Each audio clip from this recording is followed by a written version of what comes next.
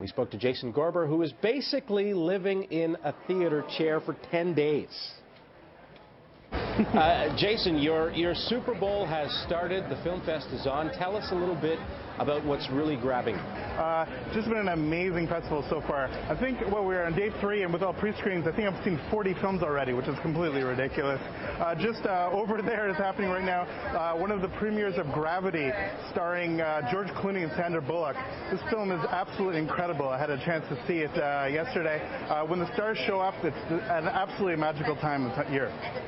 Okay, what's the film about? And I hear it's getting a lot of buzz in terms of Oscar nominations, maybe? Yeah. Gravity is filmed by Cuaron, and it's essentially about a person in space, floating around in space. It sounds like it should be kind of a weird cerebral thing, but what's amazing, it's a beautiful collision between an art film and an absolute populist film. The thing runs 93 minutes. This is absolutely an accessible film for everybody. With such star power, this is absolutely going to be a film that's going to be rocketing it up at awards season. This is a guy who did Children of Men, a film from a few years ago, which is one of the most extraordinary movies. He also directed the third Harry Potter film. So it's a guy that can definitely tell a story in a really compelling way, and with such star power as George Clooney and Sandra Bullock, it's absolutely going to take it off. There's another few films that have been playing. There's one extraordinary film called 12 Years a Slave. All the craziness happening here. A film called 12 Years a Slave, which tells the story of a free man who's abducted and sold to slavery for obviously 12 years. An absolutely astonishing work, one that just left me shaking. So it's absolutely amazing.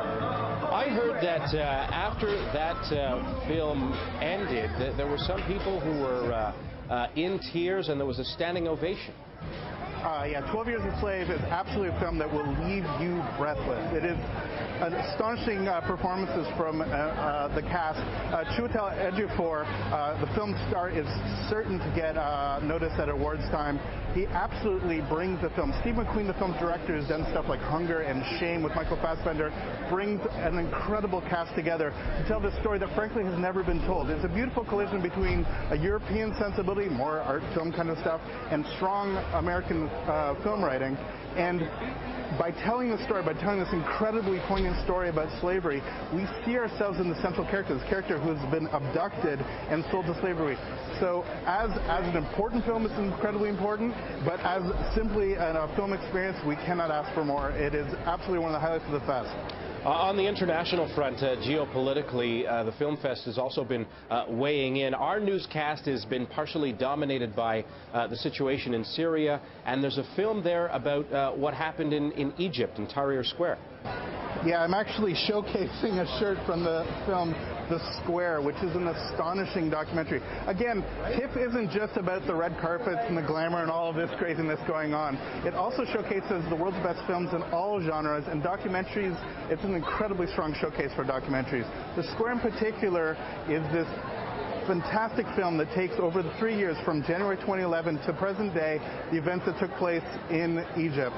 And it's absolutely ripped from the headlines history. But what's so vital about this film is the way that it actually manages to track all these individuals as they start out as just a group, incredibly closely bonded group who are trying to overthrow Mubarak, and what happens after they achieve their goals and the other goals that they try to take and as they break apart. Again, it's a film, Tim's Vermeer by Penn and Teller. There's been some incredible movies. Some of the best films you'll see all year will be documentaries, and you will have a chance to see them here at TIFF. You can tell how excited I am, Scott. It's just such an amazing time to see some of the best films of the year. 25th anniversary of Midnight Madness. Absolutely. Now, again, as we can talk about the serious stuff, the incredibly important stuff like documentaries, and we can talk about the big feature and international films, we would be remiss if we didn't celebrate the 25th birthday of the Midnight Madness slate. That's when all the crazies, people like me, show up after the films, after we've seen 4, 5, 6 films. We show up at the Ryerson at midnight to see something. Last night was a whole bunch of cannibals. Tonight, I believe, I don't even know what we're seeing. I just go every night. There's films about spooky mirrors. There's ghost stories. This is the kind of stuff that the film itself, if you watch it sort of like at home on Netflix or on a DVD or Blu-ray, it'll be okay. But with the experience of seeing it with this audience, the whole thing is elevated. And when you have 1,100, 1,200 people at the Ryerson going absolutely crazy, nothing beats it. previous films that have played at Midnight Madness over the years, stuff like Raid, Ong Bak, movies that are absolutely fantastic genre films. Last night we had Eli Roth here, whose career was absolutely made when his Cabin Fever got picked up.